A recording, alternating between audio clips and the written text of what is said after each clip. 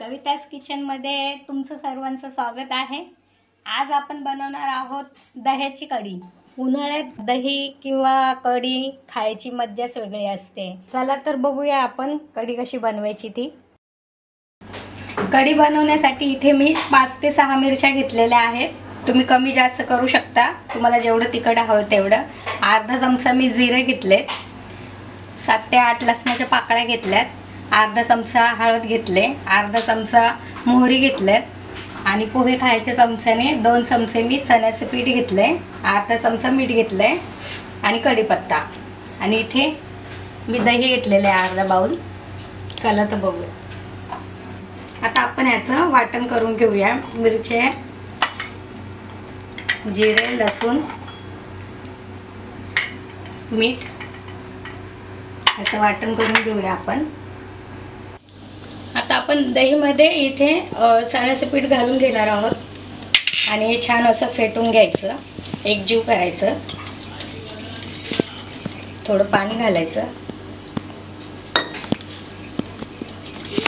छान असे मिक्स करून घ्यायचं। तुम्ही हे मिश्रण मिक्सरलाही लावू शकता। इथे मी टोप ठेवलेला आहे, त्यात तेल घालून घेते।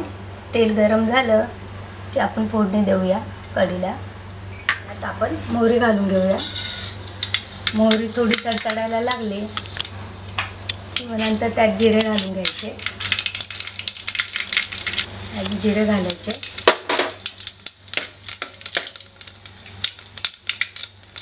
जिरे थोडे तडतडायला लागले की मग कढीपत्ता घालायचा।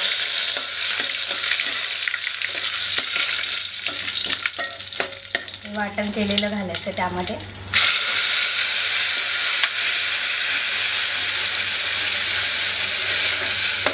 भाजून घ्यायचं थोडंसं याचा कच्चापणा जाण्यासाठी। त्यात आपण हळद घालूया।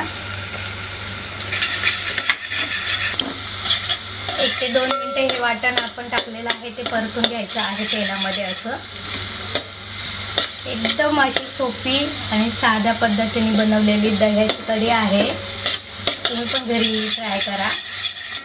कमी साहित्यामध्ये अशी ही रेसिपी होते, झटपट अशी। 2 मिनिटं झालेले आहे आपले। वाटण परतलेलं आहे आपण छान असं। आणि वाटण वाटताना थोडं जाडसरच वाटायचं, बारीक नाही। आता आपण याच्यामध्ये